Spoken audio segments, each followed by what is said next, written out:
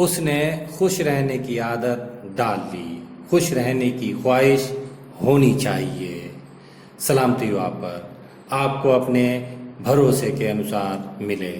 Reference the power of your subconscious mind by doctor Joseph Murphy. कई साल पहले मैं आयरलैंड के पश्चिमी किनारे पर कॉनेमारा में एक किसान के घर लगभग एक हफ्ते ठहरा। मेरा मेज़बान हमेशा गुनगुनाता और सीटी बजाता था।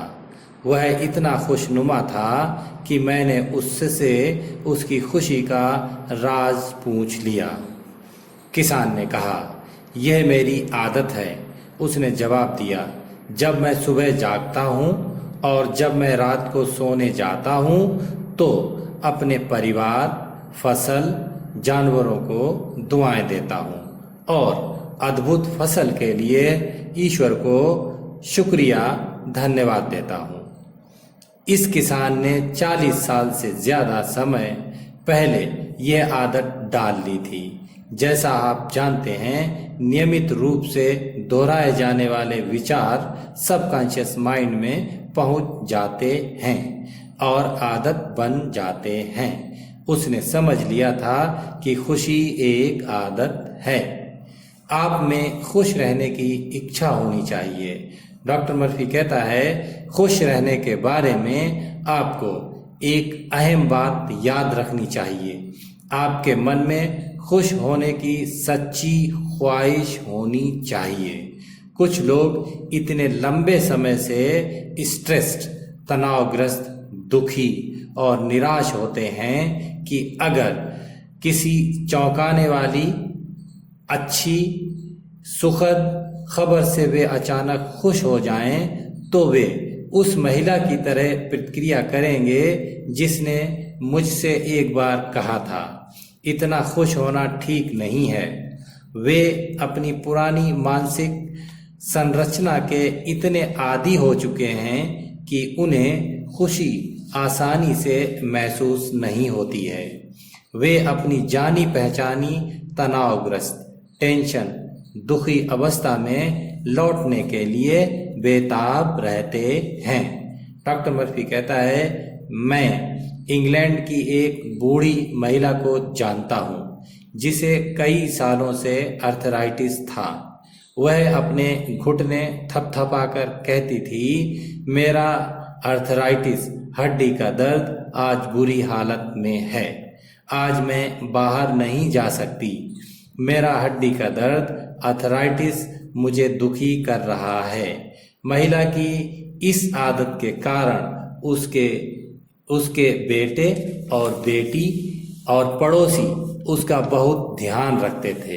दरअसल इसी कारण वह अपने अर्थराइटिस को पसंद करती थी। वह अपने दर्द को, दुख को पसंद करती थी। अपने सबकॉन्शियस माइंड के स्तर पर वह खुश नहीं होना चाहती थी। डॉक्टर मर्फी कहता है, मैंने उसे उपचार का एक तरीका सुझाया।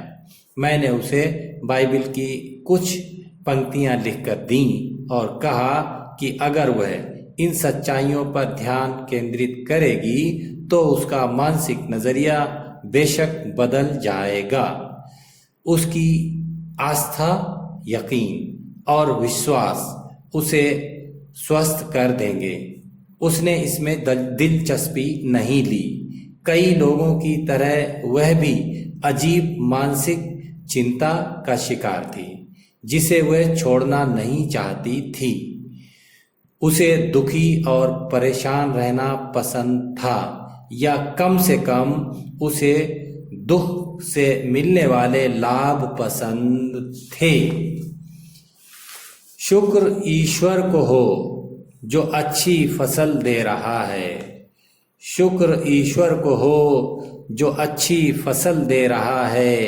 किसान अपने परिवार को गहरे मन से दुआएं दे रहा है।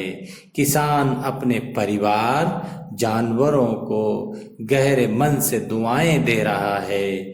सोते जागते खुश रखने व खुश रहने पे मनन कर रहा है। सोते जागते खुश रखने व खुश रहने पे मनन कर रहा है। अब ये आदत बन गई उसकी, रब से खुशियाँ बटोर रहा है। एक महिला अपने घुटने के दर्द को आवाज़ देती थी। एक महिला अपने घुटने के दर्द को आवाज़ देती थी। थपथपाकर घुटने को अर्थराइटिस को एक साज देती थी।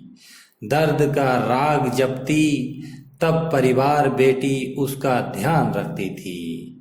तीमारदारी घर का टेंशन कम मिले तब वो बीमार बनती थी। ये आदत बुरी थी उसकी, ये आदत बुरी थी उसकी, खुद ही अपने आप को बीमार जपती थी। बीमारी ने जब जकड़ा, बीमारी ने जब जकड़ा, अपनी नकारात्मक आदत पे रोती थी। एक महिला अपने घुटने के दर्द को आवाज़ देती थी।